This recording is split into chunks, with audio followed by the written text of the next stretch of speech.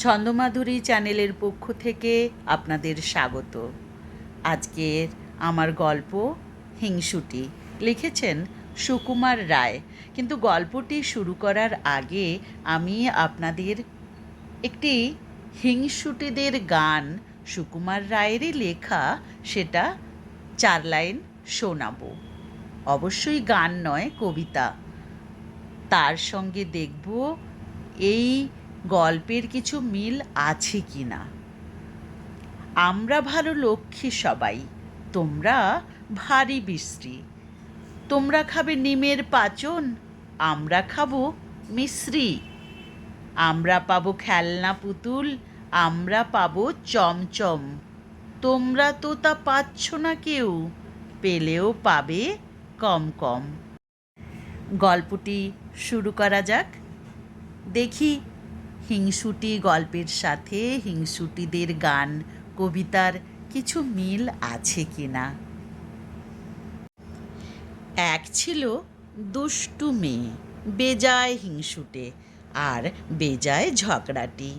তার নাম বলতে গেলেই তো মুশকিল, কারণ ওই নামে শান্ত লক্ষ্মী পাঠিকা যদি কেউ থাকে, তারা তো আমার ওপর চটে যাবে।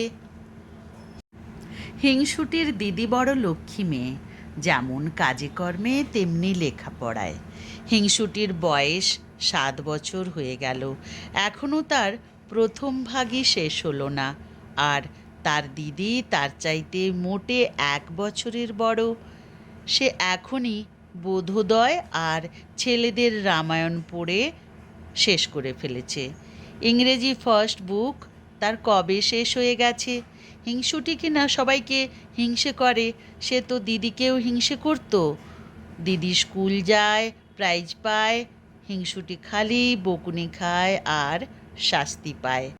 দিদি যেবার ছবির বই প্রাইজ পেলে আর হিংসুটি কিচ্ছু পেলে না, তখন যদি তার অভিমান দেখতে, সে সারাটি দিন ফুঁপিয়ে ফুঁপিয়ে গাল ফুলিয়ে ঠোঁট বাঁকিয়ে বসে রইল, কারো সঙ্গে কথাই বলল না। তারপর রাত্রিবেলায় দিদির অমন সুন্দর বইখানাকে কালি ঢেলে মলাট ছিঁড়ে কাদায় ফেলে নষ্ট করে দিল। এমন দুষ্টু হিংসুটে মেয়ে। হিংসুটির মামা এসেছেন, তিনি মিঠাই এনে দুবোনকেই আদর করে খেতে দিয়েছেন। হিংসুটি খানিকক্ষণ তার দিদির খাবারের দিকে তাকিয়ে তাকিয়ে ভ্যাঁ করে কেঁদে ফেলল। মামা ব্যস্ত হয়ে বললেন, কী রে, কী হলো? জিভে কামড় লাগলো নাকি? হিংসুটির মুখে আর কথা নেই, সে কেবলই কাঁদছে। তখন তার মা এক ধমক দিয়ে বললেন, কি হয়েছে বল না। তখন হিংসুটি কাঁদতে কাঁদতে বলল, দিদির ওই রসমুন্ডিটা আমারটা চাইতেও বড়। তাই শুনে দিদি তাড়াতাড়ি নিজের রসমুন্ডিটা তাকে দিয়ে দিল। অথচ হিংসুটি নিজে যা খাবার পেয়েছিল তার অর্ধেক সে খেতে পারল না, নষ্ট করে ফেলে দিল। দিদির জন্মদিনে দিদির জন্য নতুন জামা নতুন কাপড় আসলে হিংসুটি তাই নিয়ে চেঁচিয়ে বাড়ি মাথায় করে তোলে। একদিন হিংসুটি তার মায়ের আলমারি খুলে দেখে কি, লাল জামা গায়ে লাল জুতা পায় টুকটুকে রাঙা পুতুল বাক্সের মধ্যে শুয়ে আছে।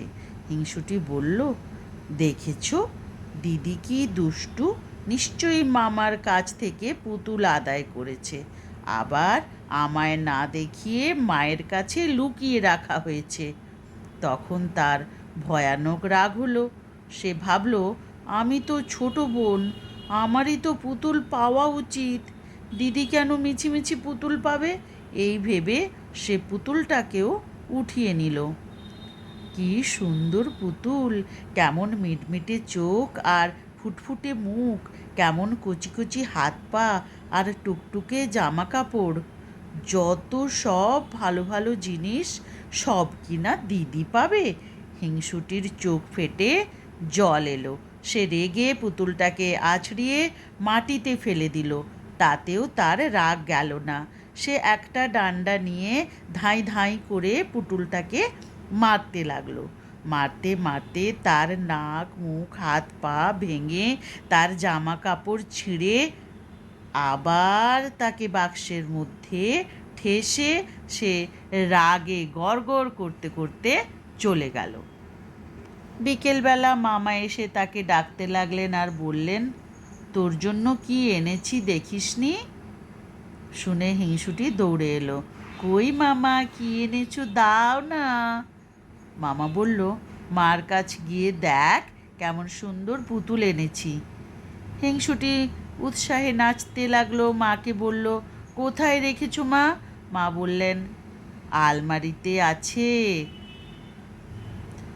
শুনে ভয়ে হিংসুটির বুকের মধ্যে ধড়াস ধড়াস করে উঠল। সে কাঁদো কাঁদো গলায় বলল, সেটার কি লাল জামা আর লাল জুতো পরানো, মাথায় কালো কালো কোকড়ানো চুল ছিল? মা বলল, হ্যাঁ, তুই দেখেছিস নাকি? হিংসুটির মুখে আর কথা নাই। সে খানিকক্ষণ ফ্যাল ফ্যাল করে তাকিয়ে তারপর একেবারে ভ্যাঁ করে কেঁদে এক দৌড়ে সেখান থেকে পালিয়ে গেল। এরপরে যদি তার হিংসে আর দুষ্টুমি না কমে, তবে আর কি করে কমবে? হা হা হা হা। গল্পটি এখানেই শেষ হলো, কিন্তু ওই যে হিংসুটিদের গান আর হিংসুটি গল্প দুটোর মধ্যে কিছু মিল পেলেন সবাই? আমি তো অনেক কিছুই পেয়েছি। তো কমেন্ট করে জানাবেন কেমন লাগলো এই দুটো জিনিস। হিংসুটিদের গানের লাস্ট পোর্শনটাও আপনাদের আমি শুনিয়ে দিচ্ছি।